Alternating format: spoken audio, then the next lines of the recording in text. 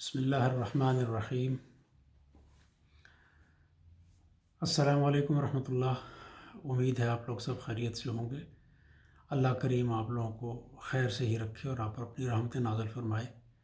آج ہم مختصر سی ویڈیو کے اندر یہ جاننے کی کوشش کریں گے اور یہ ڈسکس کریں گے کہ جو ہمارے پاس تکالیف آتی ہیں، مصائب آتے ہیں، پریشانیاں آتی ہیں، یا کوئی کام ہماری مرضی کے مطابق نہیں ہوتا تو اس کے متعلق اللہ کریم کیا فرماتے ہیں قرآن الحکیم۔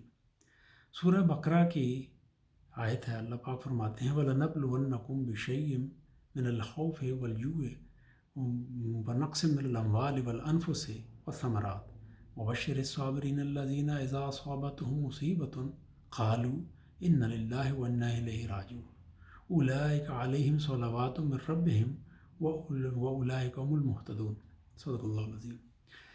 اللہ پاک فرماتے ہیں کہ ہم آپ کو یقیناً لازماً بے شک آزمائیں گے۔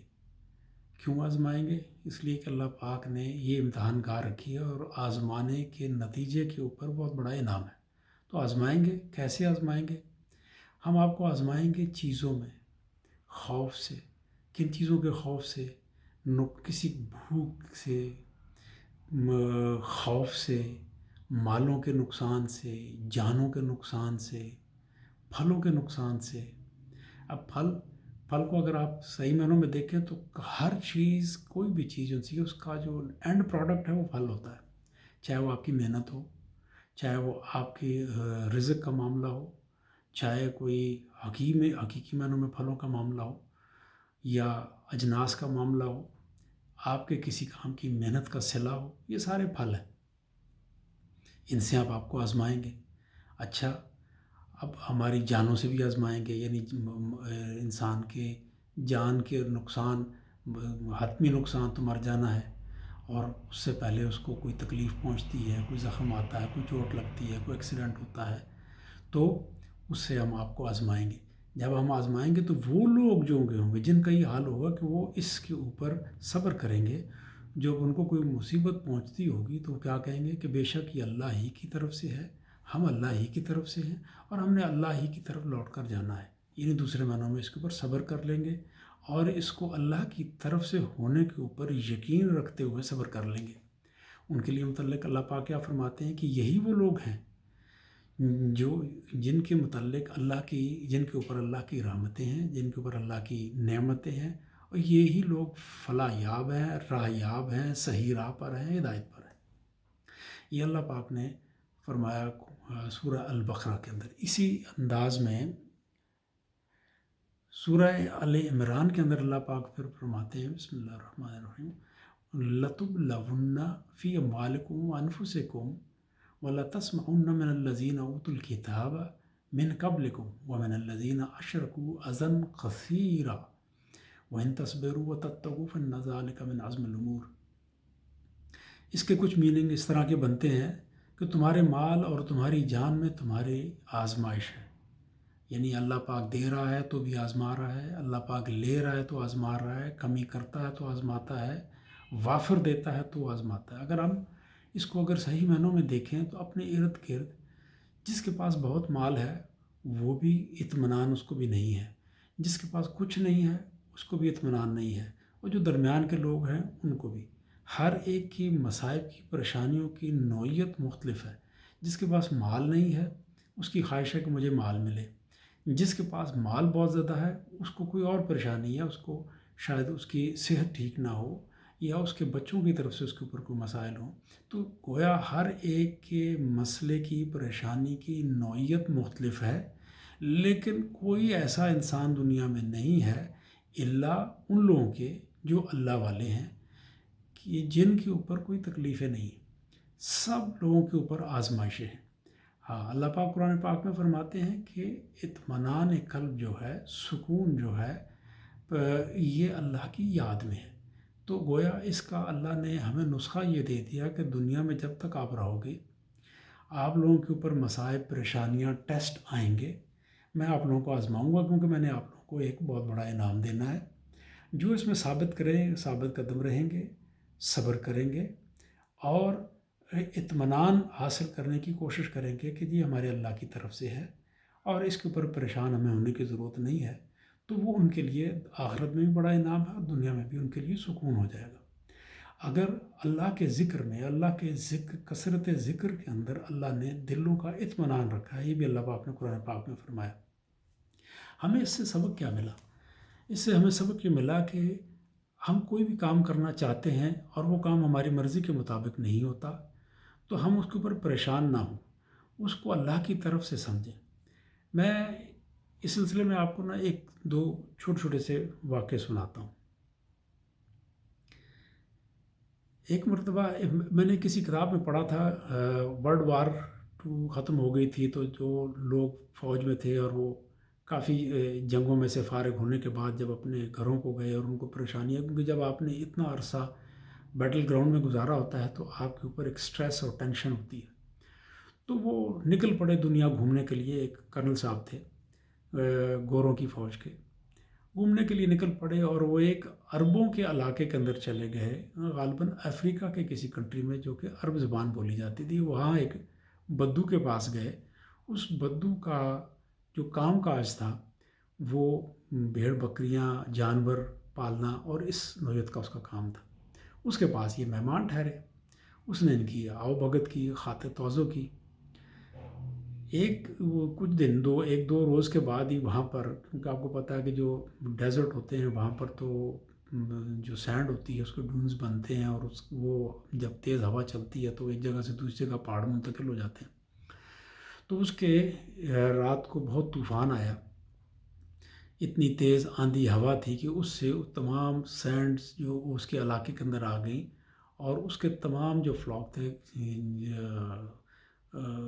جانوروں کے، وہ سارے ریت کے اندر دب کے مر گئے۔ اور وہ اتنا پریشان ہوا کرنل صاحب جو تھے کہ انہوں نے کہا کہ یہ مطلب میں اس کے بعد مہمان ٹھہرا ہوں اور اس کی تو کل کائنات ہی تباہ ہو گئی۔ تو صبح ناشتے کے اوپر جس وقت وہ آئے تو وہ بدو اطمینان سے تھا، اور وہ جو تھے فوجی صاحب وہ اپنے طور پر تھوڑے سے سٹریس میں تھے، اور ان کی یہ فیلنگ تھی کہ میں اب اس کے اوپر بوجھ ہوں۔ تو اس نے ان کو کہا کہ جی آپ ناشتہ کریں۔ تو اس نے کہا مجھے بڑا افسوس ہوا، رات کو طوفان آیا، ہمارا بہت نقصان ہو گیا سارا۔ بدو نے کہا اس پہ پریشان ہونے کی کون سی بات ہے، یہ اسی نے دیا تھا، اس نے واپس لے لیا۔ میرا کام تھا ان کو باندھ کے رکھنا، میرا کام تھا ان کو کمپاؤنڈ کے اندر رکھنا، میں نے اپنے حصے کا کام کیا۔ اب نہ تو ہوا کے اوپر میرا اختیار ہے، نہ ریت کے اوپر میرا اختیار ہے، نہ میں اسے روک سکتا ہوں، نہ چلا سکتا ہوں۔